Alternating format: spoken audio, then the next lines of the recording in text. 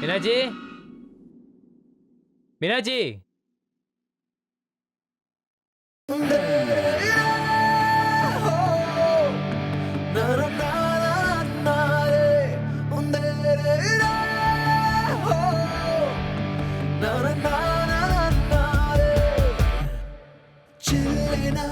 ஒரு மழை துளி என்னை நனைக்கதே பெண்ணே, சிறகுகள் யார் கொடுத்தது நெஞ்சம் பறக்கதே முன்னே, உன் விழிகளிலே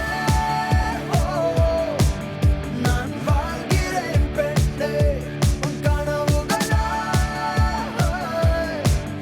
நான் மாறினேன் பெண்ணே. ஓ ஓ ஓ ஓ. மாமா மாமா ம்?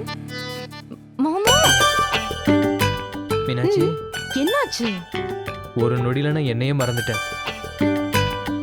எவ்வளவு அழகு தெரியுமா நீ? ஏன் இன்னைக்கு தான் என்ன பாக்குறீங்களா? தினம் பாக்குறேன் தான், ஆனா இன்னைக்கு வேற லெவல்ல இருக்கு.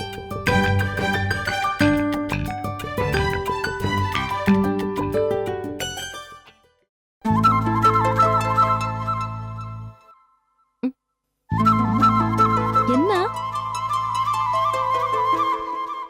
கேட்ச். என்ன என்ன காச்சு?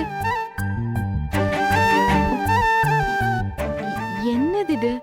உன் உடல் நினைத்த ஒற்றை துளி மீனாட்சி. இத வச்சு என்ன பண்ண போற? தேவதை குளித்த துளிகளை அள்ளி தீர்த்தம் என்றே நான் குடிப்பேன். இன்னைக்கு உனக்கு என்னமோ ஆயிடுச்சு போ. யா, யா. சரி எதுக்கு கூப்பிட்ட அதை சொல்லு. அது இந்தியர்களின் பாரம்பரிய உணவு வாங்கிட்டு வந்திருக்கேன். என்னது அது? இந்தியர்களின் பாரம்பரிய உணவு? மலேசியா, சிங்கப்பூர், ஆஸ்திரேலியா, அமெரிக்கா போன்ற மேலை நாடுகளிலும் இந்தியர்கள் விரும்பி சாப்பிடும் உணவு இட்லி. என்ன மாமா, குஷ்பு இட்லியா? இல்ல, அப்புறம் இது மீனாட்சி இட்லி. சாப்பிடலாமா? ம். வா.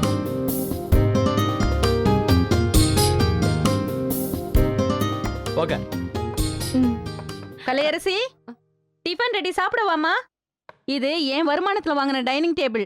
இனிமே இதுல எனக்கு வேண்டாதவங்க எல்லாம் உட்கார்ந்து சாப்பிட வேணாம்.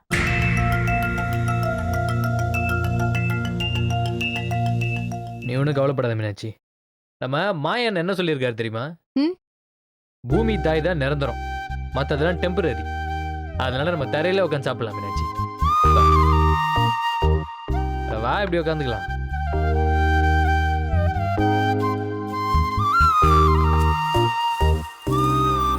சாப்பிட உட்காரு கலையரசி. எனக்கு வேண்டாம் அத்தை.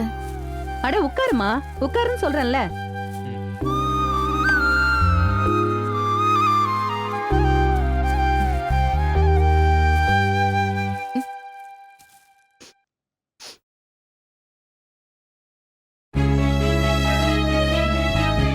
மாமா, என்ன மீனாட்சி? சட்னி ஊசி போயிடுச்சு. அப்படியா? ம். கொடு. ஆமா.